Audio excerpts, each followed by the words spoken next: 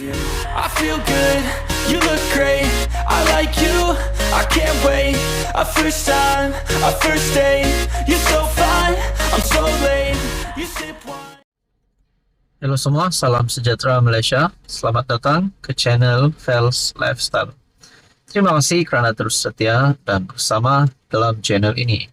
Kepada yang baru di dalam channel ini, admin ucapkan selamat datang. Saudara-saudara, kita dikejutkan dengan satu lagi kematian. Pemergian yang pasti mengejutkan kepimpinan politik di seluruh Malaysia. Kematian ataupun pemergian, perginya satu lagi legenda politik Malaysia yang bergelar Tun dan juga yang pernah menjadi ahli parlimen, pernah menjadi menteri keuangan. Beliau adalah Allahyarham Daim Zainuddin. Setelah disahkan oleh Peguam Daim Zainuddin, ini adalah respon ataupun antara kenyataan awal Tun Mahathir. Kita juga tahu Mahathir dan Daim Zainuddin adalah rakan seperjuangan, adalah rakan baik. Doa Mahathir buat Daim dikongsikan melalui Malaysia Kini bertarikh 13 November. Menyambut kabar duka pemergian sahabatnya, Daim Zainuddin, bekas Perdana Menteri Dr. Mahathir Mohamad, mengutuskan doa agar pemimpin itu diberikan keadilan. Dalam hantaran ringkas melalui media sosial pagi ini, Mahathir jelas menunjukkan rasa kecewa atas apa yang berlaku ke atas Allahyarham Daim. Ya Allah, adililah Daim berasas keadilan. Berilah tempat kepadanya di akhirat sebagai pejuang bangsa. Saya hanya mampu berdoa. Akan kita bersama kembali di masa tertentu. Amin ya rabbal alamin, katanya. Terdahulu Malaysia Kini melaporkan bekas Menteri Keuangan berusia 86 tahun itu meninggal dunia di Hospital Asunta di Petaling Jaya. Peguam Daim Gurdial Singh Nijjar mengesahkan perkara itu. Allahyarham yang bermula sebagai tokoh korporat sebelum dibawa masuk menyertai politik oleh Mahathir itu meninggalkan seorang isteri, Naimah Abdul Khalid, dan 5 cahaya mata. Daim pertama kali dilantik menjadi Menteri Keuangan pada 1984. Mahathir yang menjadi Perdana Menteri ketika itu. Dia berkhidmat dalam kabinet sehingga 1991. Hubungan akrab di antara kedua-dua mereka sekali lagi terlihat zahir apabila Mahathir semasa menjadi PM buat kali kedua pada 2018 melantik Daim sebagai pengerusi Majlis Penasihat Kerajaan. Mahathir berkata, dia kehilangan sahabat yang berjuang bersama-samanya untuk bangsa, negara dan agama. Saya sedih tidak terhingga. Sepatutnya dia disanjung kerana sumbangannya kepada perjuangan. Tetapi di akhir hayatnya, dia diherdik tanpa sebab. Tanpa sebab kerana dendam.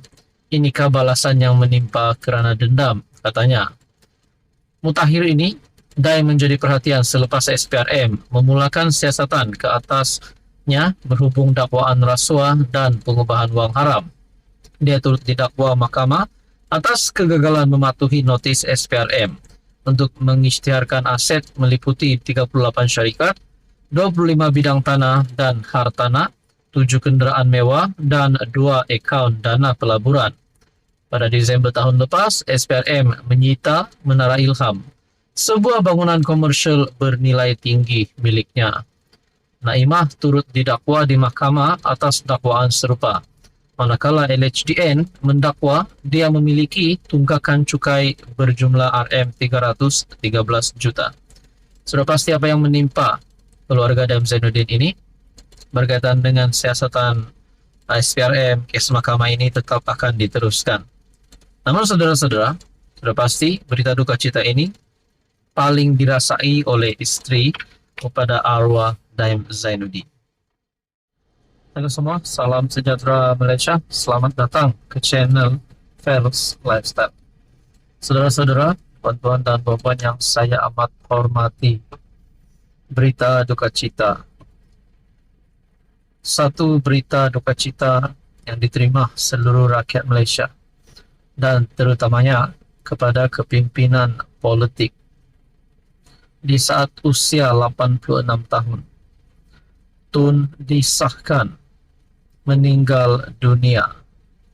Ini satu kabar paling mendukacitakan Mahathir, kerana rakan baik ataupun rakan seperjuangan Tun Dr. Mahathir, iaitu Allahyarham Tun Daim Zainuddin. Tun Daim meninggal dunia. Satu perkongsian daripada BH Online bertarikh 13 November. Bekas Menteri Kewangan Tun Daim Zainuddin meninggal dunia di sebuah hospital swasta pada usia 86 tahun. Pemergian ahli politik veteran dan ahli perniagaan itu disahkan peguamnya Datuk Dr. Gurdial Singh Nijjar sebentar tadi. Allahyarham meninggal dunia ketika menerima rawatan di hospital sejak 2 minggu lalu. Sementara itu, portal Malaysia Kini memetik Gurdial sebagai berkata, pengebumian Allahyarham akan dibuat pagi ini. Artikel ini diterbitkan pada jam 9.36 pagi. Ya, benar, dia meninggal dunia. Dia mengalami stroke baru-baru ini dan diletakkan di unit rawatan rapi ICU. Belum ada maklumat lanjut, katanya lagi. Solat jenazah dijangka selepas solat asar di Masjid Wilayah Jalan Duta di sini. Daim berkhidmat sebagai Menteri Kewangan 2 kali.